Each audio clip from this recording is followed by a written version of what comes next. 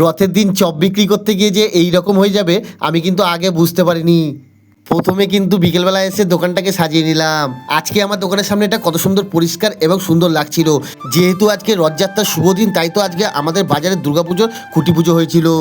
সমস্ত মাল ভাজতে ভাজতে কিন্তু অনেকটা গরম লেগে গেছিলো, তাই তো গিয়ে একটু ঠান্ডা জল আনতে গেলাম এবং গিয়ে দেখি মাইক নিয়ে প্রচার করতে করতে আসছে। ওদিকে রথ দেখার জন্য কিন্তু রাস্তার দুপাশে প্রচুর লোক ভিড় হয়ে গেছিল এবং সেই সঙ্গে সঙ্গে রথটা দেখার জন্য আমিও কিন্তু রাস্তার সাইডে দাঁড়িয়েছিলাম এবং রথ আসতেই কিন্তু দইটা নিয়ে হালকা করে রথটাকে টেনে নিলাম এবং জগন্নাথ দেবকে নমস্কার করে দোকানে আসতে দেখে একটা একটা করে কাস্টমার আসা শুরু হয়েছে।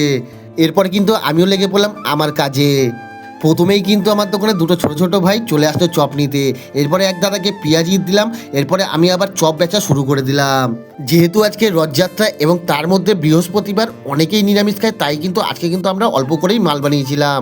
এরপরে কিন্তু আস্তে আস্তে একজন দুজন করে আসতে থাকে এবং আমিও চপ বিক্রি করতে থাকি এবং দোকানের সামনে দিয়ে কিন্তু আরও একটা বড় রথ আসতে থাকে এবং আমি কিন্তু দোকান ছেড়ে ছুটে যাই সেই রথের কাছে। সত্যি কি সুন্দর অপরূপ সুন্দর সাজিয়েছিল রথগুলো, দেখার মতো।